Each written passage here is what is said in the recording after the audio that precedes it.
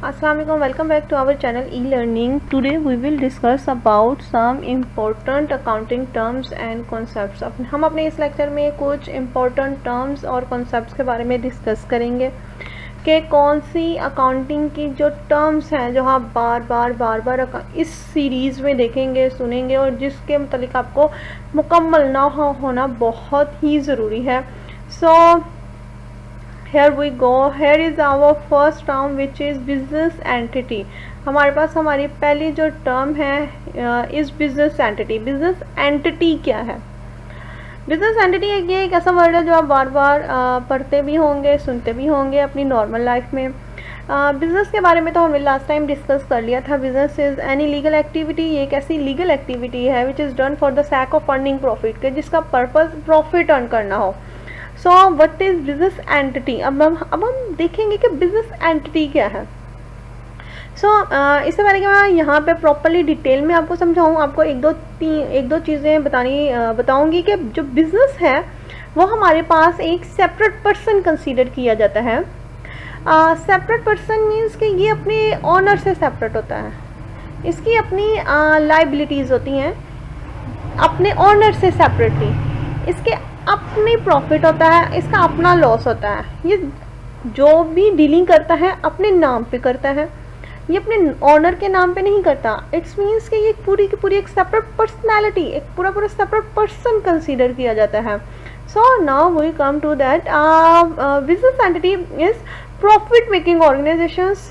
Profit making जो organisation होती हैं जो प्रॉफिट बनाती हैं, प्रॉफिट करती हैं, आर नोन एज बिजनेसेस. उसे हम बिजनेसेस कहते हैं. There are 3 main types of businesses. Okay fine. हमारे पास 3 तरह के बिजनेसेस होते हैं. कौन कौन से होते हैं? Those selling services. First of all those ऐसे बिजनेसेस सेलिंग सर्विसेज जो सर्विसेज सेल करते हैं, यानी कि जो कोई चीज़ सेल आउट नहीं करते हैं या कोई गुड्स सेल नहीं करते हैं, वो सिर्फ और सिर्फ सर्विसेज देते हैं और मनी प्रॉफिट अर्न करते हैं. Such as dry cleaners, motor workshops, beauty salons, airlines etcetera. ये क्या करते हैं? ये हमें सिर्फ सर्विसेज देते हैं. हम उनके अगेंस्ट उन्हें पेमेंट देते हैं, उनके चार्जेस देते हैं जो होते हैं. और ये क्या करते हैं? ये हमें सिर्फ सर्विसेज देते हैं. And second type of business is those selling goods. और दूसरे टाइप ऑफ बिजनेसेस क्या है कि वो जो गुड्स सेल करते हैं. इट्स मीन्स कि उनका क्या पर्पस होता है? उनका पर्पस ये होता है कि उन्होंने गुड्स सेल करनी है, उन्होंने चीज़ें बेचनी है, उन्होंने कोई सर्विसेज नहीं देनी है. For example such as food sellers. हम लोग फूड सेलर्स के पास जाते हैं, कोई भी वो खाने पीने की चीज़ें देते हैं तो हमें वो चीज़ें प्रोवाइड करते हैं, हम उसके अगेंस्ट उनके चार्जेस देते हैं. ऑटोमोबाइल्स डीलर्स एक्सेट्रा ये क्या करते हैं? ये गुड्स सेल आउट करते हैं. ये कोई भी सर्विसेज नहीं देते हैं. ये सर्विसेज भी इसमें इंक्लूड हो जाती है, लेकिन मेनली इनका कंसर्न क्या होता है? इनका कंसर्न ये होता है इन्होंने हमें गुड्स सेल करनी है और हमने उसके अगेंस्ट उनको चार्जेस देने, उन्होंने प्रॉफिट अर्न करना होता है. और third type of business is those manufactured goods. और तीसरी टाइप्स ऑफ बिजनेस क्या है कि वो क्या करते हैं कि वो मैन्युफैक्चर्ड करते हैं गुड्स चीज़ें खुद बनाते हैं चीज़ें. रॉ मटेरियल परचेज करते हैं, खुद चीज़ें बनाते हैं और उसको आगे सेल आउट करते हैं. Such as automobile manufacturer, fan industry, sugar mills etcetera. ये सारी मिल्स हैं, ये सारी इंडस्ट्रीज हैं. ये ऐसी इंडस्ट्रीज हैं जो रॉ मटेरियल परचेज करती है एंड देन उससे एक फर्निश गुड्स प्रोड्यूस करती है और फिर उसको आगे सेल आउट करती है और प्रॉफिट अर्न करती है. तो हमारे पास मेनली 3 टाइप्स ऑफ बिजनेसेस आ गए हैं: selling services, selling goods and manufacturing goods. अच्छा, ये तीनों बिजनेसेस हैं. यहाँ पे हमने सिर्फ 3 टाइप्स ऑफ बिजनेसेस देखे हैं. अब आगे now come to the business entity. के बिजनेस एंटिटी क्या है? Business entity is an economic unit. ये एक ऐसा इकोनॉमिक यूनिट है विच एंटर इनटू बिजनेस, जो बिजनेस ट्रांजैक्शंस में एंटर होता है. That must be recorded. और ऐसी ट्रांजैक्शंस जो जरूर रिकॉर्ड की जाए. समराइज, फिर उसको समराइज किया जाए. रिपोर्टेड, और उसे रेलिवेंट रिपोर्ट दी जाए. जो बिजनेस ट्रांजैक्शंस को रिकॉर्ड मेंटेन करना, समराइज करना, रिपोर्टिंग करना, ये हमने प्रॉपरली इसकी एक डेफिनेशन देख ली अकाउंटिंग में. अकाउंटिंग के सारे फंक्शंस जहाँ पे परफॉर्म हो रहे होंगे वो हमारे पास होगा बिजनेस एंटिटी. द एंटिटी और means organisations is regarded as separate from its owner. जैसे कि मैंने आपसे कहा कि वो बिल्कुल सेपरेट होता है अपने ऑनर से. और ऑनर्स मीन्स मे बी एक से ज़्यादा ऑनर भी हो सकते हैं. The entity owns its own property. जो एंटिटी होता है, जो बिजनेस है, उसकी अपनी प्रॉपर्टी होती है. And has its own debts. और उसके अपने डेट्स होते हैं. The purpose of accounting is to provide useful information about an organisation. जो अकाउंटिंग का पर्पस होता है कि वो हमें यूजफुल इंफॉर्मेशन प्रोवाइड करे ना, ऑर्गेनाइजेशन से रिलेटेड एंड एंटिटी से रिलेटेड टू पीपल को हु नीड सच इन्फॉर्मेशन। जैसे कि हमने अकाउंटिंग में भी देख लिया कि अकाउंटिंग का ये पर्पस है ना कि वो हमें रेलिवेंट इन्फॉर्मेशन प्रोवाइड करे और उन लोगों को प्रोवाइड करे जिनको इनकी ज़रूरत होती है, but not about the personal affairs. जिसमें अकाउंटिंग में हम लोग कोई पर्सनल अफेयर्स नहीं डिस्कस करते हैं regarding the owners of the owner और ऑनर से रिलेटेड हम लोग कोई पर्सनल अफेयर्स नहीं डिस्कस करते। इसमें सिर्फ और सिर्फ हमने बिजनेस से रिलेटेड डीलिंग करनी होती है। So it should be remembered that accounting is done for business activities. Accounting is just for business activities. Accounting का पर्पस ही business activities करना है, और business activities वो कहाँ पे करता है, business entity में करता है।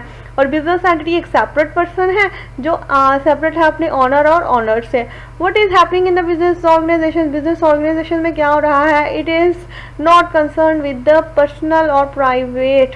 ये कोई concern नहीं है पर्सनल और private terms of the owner. Owner के पर्सनल और प्राइवेट हमें किसी भी तरीके से कोई भी कंसर्न नहीं है कि ऑनर अपनी पर्सनल लाइफ में क्या कर रहा है क्या नहीं। हमने सिर्फ और सिर्फ ये देखना है कि बिजनेस में क्या हो रहा है, बिजनेस कितने प्रॉफिट अर्न करना है, कितना लॉस हो रहा है, etcetera etcetera. For example the owner purchase furniture for business use. अगर एक ऑनर परचेज करे business furniture for personal use for its domestic use, अपने डोमेस्टिक का घरेलू इस्तेमाल के लिए, it will not consider a business activity. ये हमारे पास कोई बिजनेस एक्टिविटी नहीं होगी, ये उसकी अपनी पर्सनल यूज़ के लिए उसने फर्नीचर परचेज किया। ये नहीं है कि वो एक ओनर है किसी भी बिजनेस का तो वो बिजनेस की एक्टिविटी होगी, नहीं, वो ओनर की अपनी पर्सनल एक्टिविटी है। And will not recording in the books of accounts, और हम उसको बुक्स ऑफ अकाउंट्स में भी रिकॉर्ड नहीं मेंटेन करेंगे। हम उस ये नहीं कहेंगे कि हमने पेमेंट दी है, हमने कैश दिया तो वो बिजनेस का एक्सपेंस है। No, it's the expense of the owner, वो ओनर का खुद का एक्सपेंस है। इन द सेम वे, इसी तरीके से द ओनर में have a personal bank account. हो सकता है ओनर का कोई एक पर्सनल बैंक अकाउंट हो, अ कार हो, अ हाउस हो, other property, but since these things are not part of business, फिर भी ये बिजनेस का पार्ट नहीं है, they are not included in the record of business unit, और वो बिजनेस यूनिट में भी रिकॉर्डिंग नहीं होगी।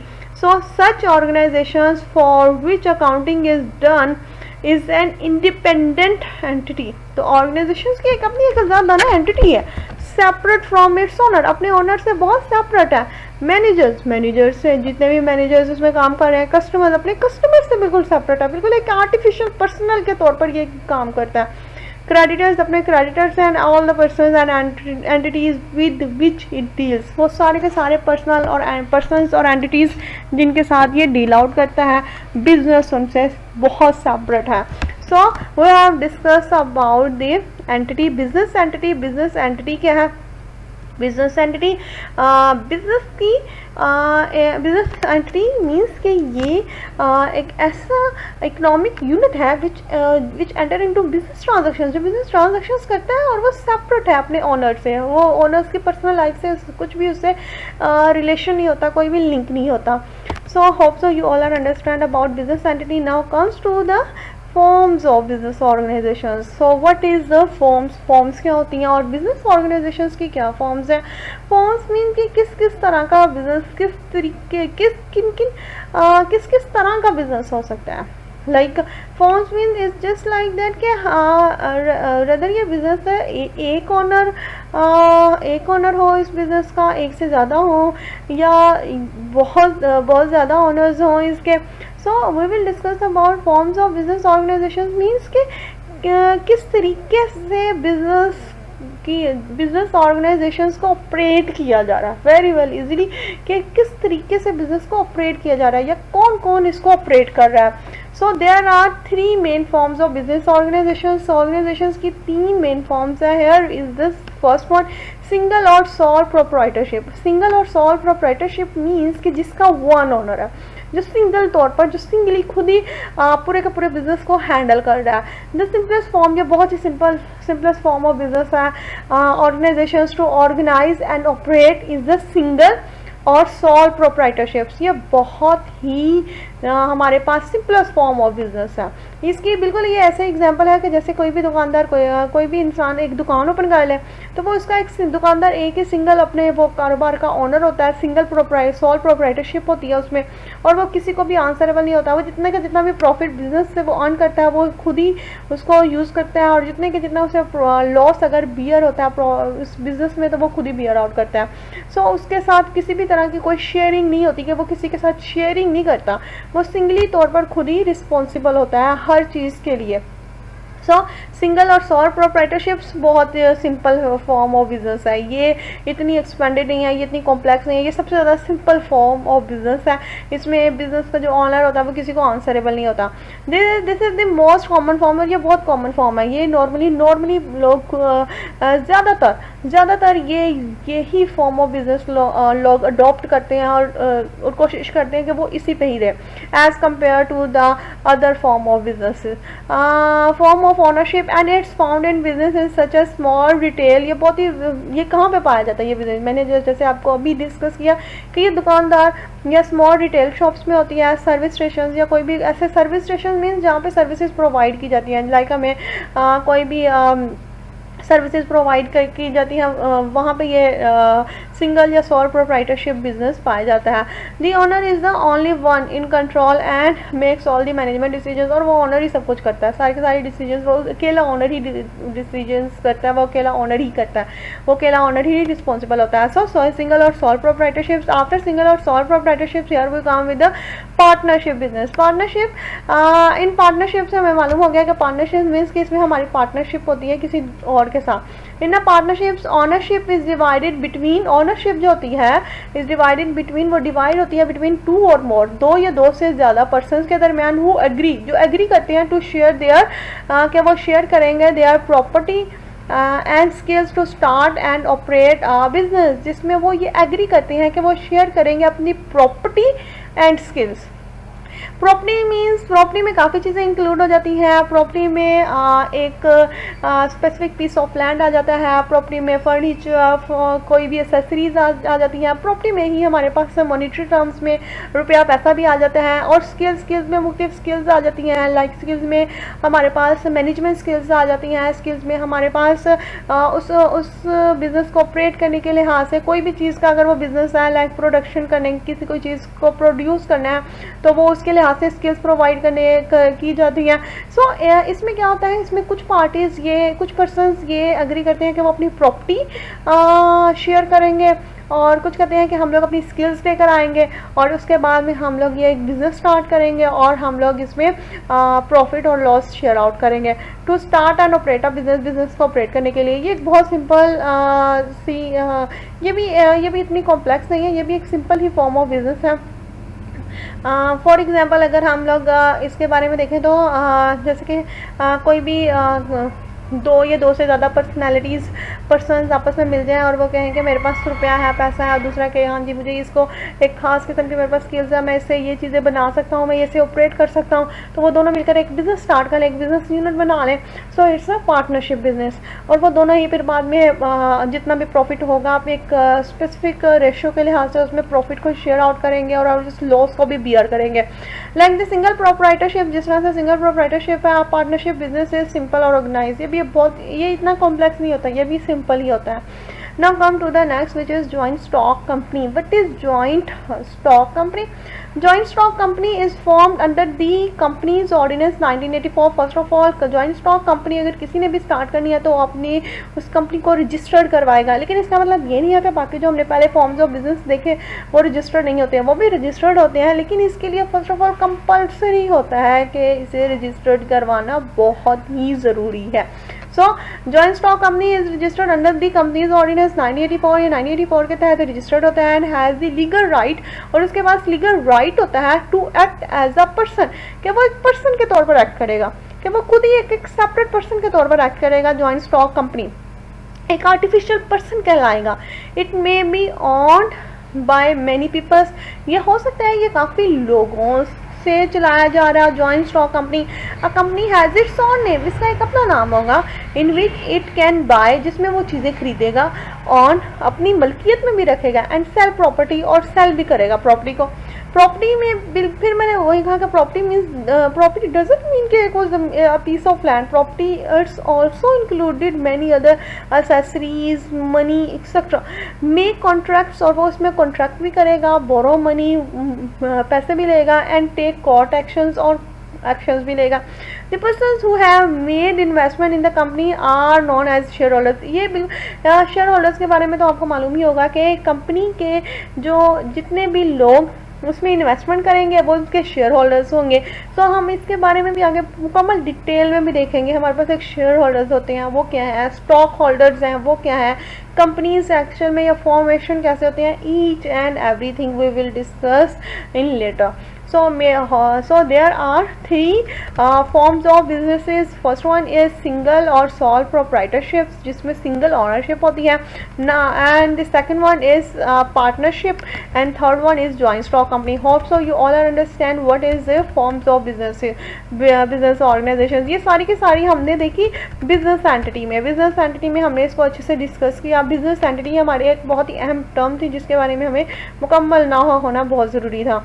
So business entity, I will go to the forms of businesses. Now come to the second term, जो हमारी second term है, which is goods और merchandise. ये term भी ऐसे term है जिसको आप बार बार देखेंगे सुनेंगे अपनी इस accounting में। so इसके बारे में clarify होना बहुत ज़रूरी है। In accounting में the words goods, जो goods का word है, has a special meaning. इसके एक special meaning होते हैं। It refers to something, ऐसी चीज़ को refer करता है which has been purchased, जो परचेज की जाती है by a trader for resale purpose. So stop at here. सबसे पहले तो आपको ये मालूम होना चाहिए कि गुड्स हर चीज़ को नहीं कहा जाएगा। बिजनेस में और अकाउंटिंग में गुड्स वो स्पेसिफिक चीज़ें होंगी, वो स्पेसिफिक चीज़ें होंगी जो हम लोग इसलिए परचेज करें कि हमने उसको आगे सेल आउट करनी है और उससे प्रॉफिट अर्न करना है। परचेज करनी है for resale. Goods are those things which purchased, जो परचेज की जाए रीसेल करने के लिए। हर वो चीज़ जो हम लोग रीसेल करने के लिए परचेज करेंगे वही गुड्स होंगी बस। इसके अलावा कोई चीज़ गुड्स नहीं होगी। हर वो चीज़ जिसको हमने रीसेल करने के लिए परचेज करना ना वही गुड्स होंगी।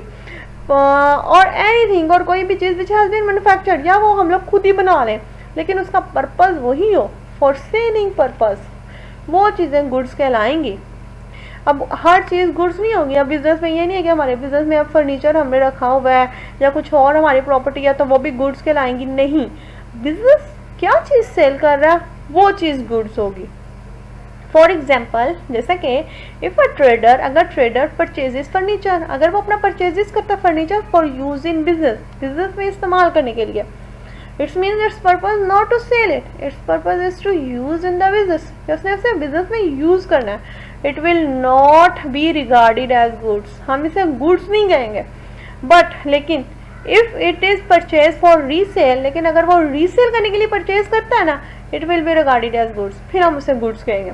सो वेरी सिंपली, हर वो चीज़ जो बिजनेस में सेल करने के लिए परचेज की जाएगी वही गुड्स कहलाएगी, उसी का ही नाम हम लोग गुड्स देंगे बस। The same article may be goods for one trader but may not be so to another trader. उनके मीन्स के यही चीज़ हो सकता है कि एक बिजनेस के लिए वो गुड्स कहलाए और दूसरे के लिए ना हो। फॉर एग्जाम्पल, हमने किसी से फर्नीचर परचेज किया अपने बिजनेस में यूज करने के लिए, वो हमारे लिए तो गुड्स नहीं है, लेकिन हाँ जिसने हमें सेल किया उसका काम ही फर्नीचर सेल करना था, उसने हमें सेल कर दिया, तो वो जो फर्नीचर है ना वो उस जिससे हमने परचेज किया, जो हमारा बायर है, उसके लिए गुड्स है लेकिन हमारे लिए गुड्स नहीं।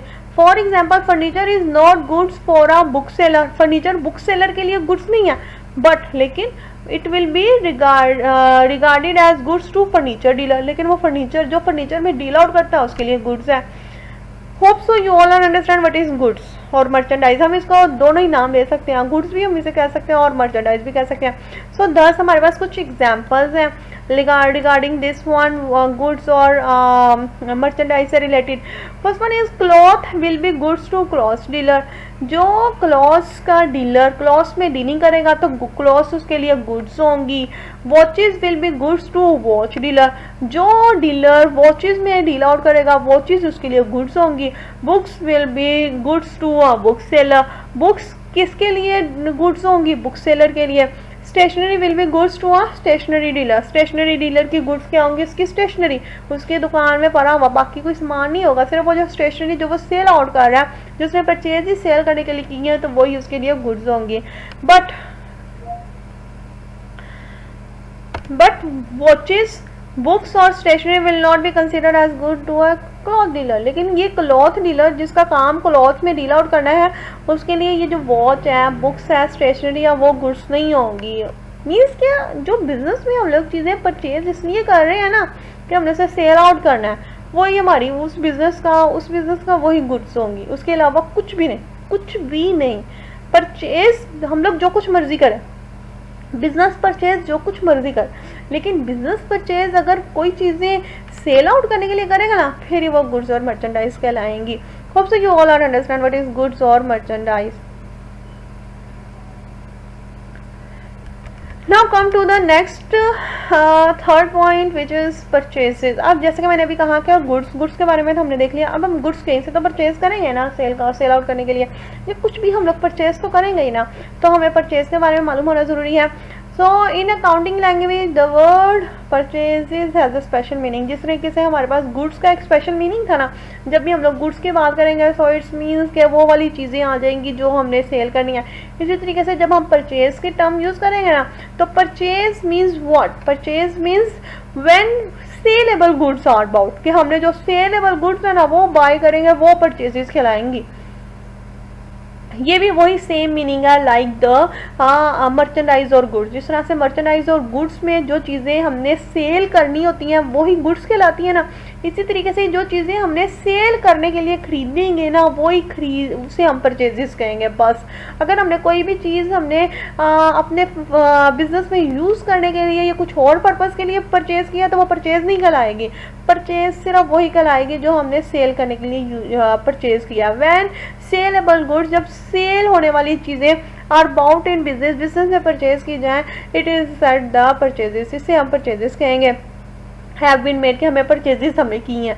For example to a cloth dealer, जैसा कि cloth dealer whenever cloth is purchase, जब भी वो क्लॉथ परचेज करेगा ना, it will not be necessary to mention that cloth has been purchase. तो उसे प्रॉपरली नहीं लिखने की जरूरत नहीं होगी कि उसने अगर क्लॉथ परचेज किया है, हमें खुद ही मालूम हो जाएगा कि उसने क्लॉथ परचेज किया. बस जस्ट लिखेगा simply it will be said that purchases has been made, के परचेजेस हुई हैं. हमें खुद ही मालूम हो जाएगा कि परचेजेस किस में हुई होंगी. परचेजेस वेरी सिंपली, उसका बिजनेस ही क्लॉथ का है तो वो क्लॉथ की में परचेजेस होंगी. On the other hand if stationery is purchase, stationery purchase हुई होंगी, then it will be essential to mention that stationery has been purchase. अगर वही क्लॉथ डीलर स्टेशनरी परचेज करेगा तो उसे स्टेशनरी को मेंशन करना ज़रूरी होगा. सो वेरी सिंपली परचेजेस भी गुड्स की तरह ही उनके साथ रिलेट होती हैं जिनको हमने सेल करना हो. जो चीज़ें हम लोग परचेज करें बिजनेस में इसलिए कि हमने उसे सेल करना है ना, वही हमारे पास परचेजेस, उसी को ही हम लोग नाम टर्म, उसी के लिए हम लोग एक स्पेसिफिक टर्म यूज़ करते हैं, वो से हम कहते हैं परचेजेस. अदरवाइज बाकी जितनी भी परचेजेस होंगी ना, वो हमारे पास परचेजेस की हेडिंग में नहीं आएंगी. Hope so you all are understand what is purchases. Now come to the second. Purchases कहीं आ गया. हम लोग मे बी परचेजेस जो करें वो कैश में करें, मे बी हम लोग उसको क्रेडिट में करें, मे बी हम उसकी पेमेंट उसी वक्त कर दें, मे बी हम लोग उसकी पेमेंट उस वक्त ना करें. So here is the fourth term which is cash purchases. If goods are purchase, जो हमारी गुड्स होती हैं जो हमने सेल करने के लिए परचेज की होती हैं. So if goods are purchase, हमने परचेज किया फ्रॉम अ सप्लायर, किसी भी सप्लायर से, and payment is made to him, और पेमेंट हमने उसको दे दी है एट द सेम टाइम, उसी वक्त.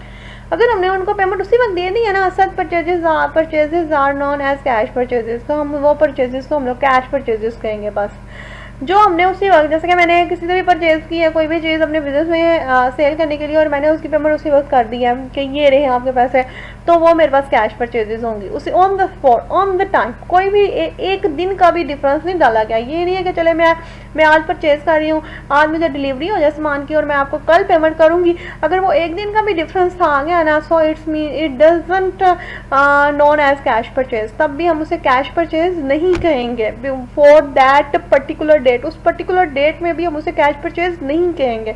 अगर हमने ऑन दिस स्पॉट पेमेंट कर दी है तभी हमारे पास वो कैश परचेजेस होंगी। For example mister X purchase goods, mister X goods purchase कर रहा है फ्रॉम सेलर, एक सेलर मिस्टर वाई से फॉर ₹5,000 ऑन 1 जनवरी 1991। इस डेट को उसने परचेज किया and payment is made to the seller mister Y at the same date. मैंने आपको अभी कहा ना कि डेट सेम हो, कोई चेंजेस नहीं आई है। First 1991 it will be a case of cash purchases, तभी वो हमारे पास कैश परचेजेस होंगे। ये बात आपने अपने माइंड में रख लेनी है कि अगर हमारे पास परचेजेस जो हुई है ना उसमें एक भी दिन का फर्क ना आए, अगर हमारे पास 1 डे का भी डिफरेंस आ गया ना, so it will not be consider as cash purchase, it must be consider as credit purchase. Then हम उसको क्रेडिट परचेज ही मेंशन आउट करेंगे। Now come to the credit purchase और परचेजेस ऑन अकाउंट के। तो क्रेडिट परचेज के हमारे पास दो नाम है, हम इसको क्रेडिट परचेजेस भी कह सकते हैं और परचेजेस ऑन अकाउंट, कि हमने उसके अकाउंट पे परचेज आउट कर लिया। इसके दोनों ही नेम है, दोनों नेम का सेम ही मीनिंग है। When goods are purchased, जब गुड्स परचेज हो फ्रॉम सेलर, सेलर से and payment is not made to him, payment उसको नहीं दी गई एट द सेम टाइम, उसी टाइम रेदर, बल्कि the payment is arrange to be made, के पेमेंट दी जाएगी एट सम फ्यूचर डेट, एक फ्यूचर डेट पे, एक आने वाले वक्त, कल को, परसों को या किसी और फ्यूचर डेट को पेमेंट दे दी जाएगी। Such purchases are known as credit purchase, उस परचेजेस को हम लोग क्या कहते हैं, क्रेडिट परचेज। और परचेजेस ऑन अकाउंट, और उसका सेकंड नेम है परचेजेस ऑन अकाउंट। अब आप ये परचेजेस ऑन अकाउंट आ गया, so it's means credit purchase ही है। स्टूडेंट्स इसको बहुत मिसकंसेप्ट कर जाते हैं। परचेजेस ऑन अकाउंट को वो एक अलग ही नेम दे देते हैं, या वो एक अलग ही अपने माइंड में उसका कॉन्सेप्ट ले लेते हैं। परचेजेस ऑन अकाउंट भी क्रेडिट परचेज ही है। For example mister A purchase goods from mister B for ₹5,000 on 1st January 1991 and Mr. A agreed to make the payment of goods on 50th January 1991. Payment has not been made on 1st 1991, means payment उस वक्त paid नहीं हुई। It will be a case of credit purchase. तो हमारे पास ये कौन सा case है, credit purchase. On 50th January Mr. A will pay 5,000 to Mr. B. Mr. B को 5,000 पे कर देगा, मीन्स के 15 डेज के बाद उन्होंने ये प्रॉमिस किया कि वो हम उसको पेमेंट दे देंगे और वो उसने उसको पेमेंट दे दी। So it's known as credit purchase. Hope so you all are understand what is credit purchase. Cash purchase, purchase on cash, cash का परचेज हुई है। Credit purchase, payment is not made on the same date, उसी दिन payment नहीं हुई है जिस दिन हमने परचेज की है। Rather than it is promises to make the payment on from future date, कि हम उसकी पेमेंट हम आपको किसी फ्यूचर डेट में कर देंगे। Now come to the next term which is purchase return और रिटर्न आउटवर्ड्स। गुड्स वंस में भी सबसे अच्छा परचेजेस समहाउ क्या होता है कि हम लोग ने कोई चीज़ें परचेज कर ली हैं और वो परचेज चीज़ें हमारी अकॉर्डिंग टू द टर्म्स और कंडीशन नहीं थी, उसमें कोई फॉल्ट था, कोई ख़राबी थी, जिसकी वजह से हम उसको कुछ परचेजेस हम लोग रिटर्न कर देते हैं। वो रिटर्न करने को हम लोग क्या कहते हैं, परचेज रिटर्न। और इसका सेकंड नेम होता है परचेज आउटवर्ड, कि वो दोबारा से वापस चला जाता है, आउटवर्ड। बट एक परचेज एक इनवर्ड भी होता है, एक रिटर्न इनवर्ड भी होता है, ठीक है। सो ये है रिटर्न आउटवर्ड, ये परचेज रिटर्न को हम लोग कहते हैं। Goods once purchase may subsequently be send back, में भी वो वापस भेज दी जाए टू द सेलर, सेलर को फॉर सर्टेन रीजन, एक खास रीजन की वजह से। For example goods are defective, goods defective थी, नॉट अकॉर्डिंग टू स्पेसिफिकेशन, वैसी नहीं थी जैसी हमने डिमांड की थी, डैमेज थी, कोई उसमें नुक्स था, और बिलो स्टैंडर्ड या स्टैंडर्ड के इक्वल नहीं थी, बिलो थी।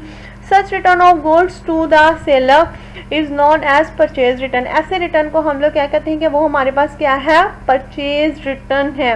और रिटर्न टू सप्लायर्स है, या रिटर्न टू सप्लायर्स है, या रिटर्न आउटवर्ड्स है, इसका एक और नाम है। सो इट्स मीन्स इसके तीन नाम हो गए ना, एक तो परचेज रिटर्न, एक रिटर्न टू सप्लायर्स और एक रिटर्न आउटवर्ड्स। आपने ये तीनों नाम याद रखने हैं। For example we purchase 100 radio sets, अगर हम 100 रेडियो सेट्स परचेज करते हैं, वो हमारी गुड्स है ना, क्योंकि हमने वो आगे सेल आउट करने होते हैं। फ्रॉम लाहौर इलेक्ट्रॉनिक्स, एक Lahore electronics is the name of the firm, ₹15,000 और receiving the delivery of goods, इस गुड्स की डिलीवरी पे it is found that 10 radio sets are inferior quality, कि उनकी क्वालिटी इंफीरियर थी, इनकी quality below to the standard थी। The return of these 10 radio sets to the seller Lahore electronics will be a case of purchase return. ये हमारे पास क्या होगा, ये it's a case of purchase return. Hope so you all are understand कि हम लोग जो चीज़ें परचेज, जो सेल करने वाली चीज़ें होती हैं, वो हमने परचेज की हैं और उसमें कोई डिफेक्ट आ गया, हमने वो रिटर्न कर दिया, तो हमारे पास वो परचेज रिटर्न होगी, रिटर्न टू सप्लायर्स होगी और रिटर्न आउटवर्ड होगी। Now come to the next term which is purchase discount. What is purchase discount and sales discount? यहाँ पे हमारे पास दोनों ही डिस्काउंट इकट्ठे आ गए हैं। द कंसेशंस, कोई concessions given by the supplier से टू द बायर, बायर को दिया जाए। अगर हमने कोई चीज़ परचेज किया और हमें उस पर कोई कंसेशन मिल गया, कोई रियायत मिल गई है on purchases of goods, goods के परचेज करने के लिए, is known as purchases discount. ये परचेजेस डिस्काउंट होगी टू द बायर, बायर के लिए जो खरीद रहा है, एंड सेल्स डिस्काउंट, और वो सेल्स डिस्काउंट होगी टू द सेलर, जो सप्लायर जो सेल कर रहा है। मीन्स कि अगर मैंने कोई चीज़ परचेज की है अपने बिजनेस में सेल करने के लिए, तो वो मेरे लिए वो फॉर एग्जाम्पल वो 100 रुपीज़ उसके कॉस्ट थी और वो उन्होंने मुझे दी है of 80 rupees, then 20 rupees is the purchase discount for me and 20 rupees is the sales discount for the supplier जिसने मुझे सेल आउट की है। So hope so you all are understand what is purchase discount and sale discount. ऐसा discount जो purchase पे दिया जाए वो परचेज डिस्काउंट है, और ऐसा डिस्काउंट जो सेल पे हो वो सेल डिस्काउंट है। Purchase discount is for the buyer and sale discount is for the seller. Now हमारी लास्ट टर्म आज के लेक्चर की is allowance. Allowance sometimes the customers buyers find said, वो ऐसे उन्हें मालूम that goods purchase have minor defects, उसमें थोड़ा सा डिफेक्ट है, कोई नुक्स है। In that case the seller may agree to reduce the price of damage और डिफेक्टिव गुड्स। तो इस सेंस में वो क्या करते हैं कि वो उसकी प्राइस को लो कर देते हैं। वो ऐसे नहीं करते हैं कि वो उसको वापस करें, वो कहते हैं हाँ वापस ना करें, हमारी जो क्वालिटी है वो अगर इन्फीरियर है या अगर कोई डैमेज है तो आप हमें इसके कम प्राइस कर दें, लेकिन आप इसे परचेज कर लें। To use to buyer to keep the goods, के वो अपने पास ही रखें, हमें वापस ना करें। जैसे कि हमने कहा ना वो रिटर्न हो जाती है, हमने रिटर्न अभी पढ़े थे कि वो रिटर्न ना करें, अपने पास ही रखें। लेकिन हाँ हम आपके लिए ये कर सकते हैं कि हम आपको इस पे कोई अलाउंस दे सकते हैं, हम आपको इस पे कोई हम आपको छूट दे सकते हैं। सच रिडक्शन इन प्राइस, ये प्राइस में एक रिडक्शन होती है, is known as purchase allowance. इससे हम क्या कहते हैं कि ये हमारे पास क्या है, परचेज अलाउंस है टू द बायर, खरीदने वाले के लिए कि उसे अलाउंस मिला है ना, and sales allowance to the seller, और ये सेल्स अलाउंस होगा सेलर के लिए। इसी तरीके से जैसे कि हमारे पास परचेज डिस्काउंट था ना, purchase discount and sales discount, इसी तरीके से अलाउंसेस में हमारे पास 2 टाइप्स हैं। एक हमारे पास है परचेज अलाउंस जो बायर के लिए होता है, जब वो चीज़ें खरीदता है और उसमें कुछ डिफेक्ट हो जाता है और हम लोग उस पर थोड़ा सा अलाउंस ले लेते हैं, so it's the purchase allowance for the buyers and sales allowance. और जो सेलर इस पर अलाउंस देता है कि उस चीज़ में कोई डिफेक्ट हो और आप इस चीज़ को खरीद लें, मुझे वापस ना करें, रिटर्न ना करें, सो वो एक ख़ास किस्म की अमाउंट छूट मिल जाती है, उसे हम कहते हैं सेल्स अलाउंस। सो ये बात आपने एक माइंड में रखनी है कि allowances is just made on the defects goods, कि वो गुड्स के अंदर कुछ डिफेक्ट होता है तो उसमें अलाउंसेस होती हैं, उस पर जो छूट होती है प्राइस की वो अलाउंसेस कहलाएंगी। किसी भी चीज़ में कोई डिफेक्ट है उसकी वजह से प्राइजेस का कम करना हमारे पास अलाउंस कहलाएगा। ये मैं बार बार इसलिए कह रही हूँ क्योंकि आगे हम लोग डिस्काउंट पढ़ेंगे, वो एक अलग टर्मिनोलॉजी है। डिस्काउंट और अलाउंस सेम नहीं है। Allowance is on the defect pieces, allowance हमें डिफेक्ट पीसेस पे मिलता है कि कोई डिफेक्ट था और इस वजह से बायर सेलर ने कहा कि आप ये चीज़ परचेज कर लें, मैं इसको आपको प्राइस में रिडक्शन दे दूंगा, तो वो हमारे पास अलाउंस होगा। और ये अलाउंस जो बायर है उसके लिए परचेज अलाउंस होगा और जो सेलर है उसके लिए सेल अलाउंस होगा। So hope so you all are understand all the terms. आज के लिए थैंक यू सो मच। अल्लाह हाफिज़।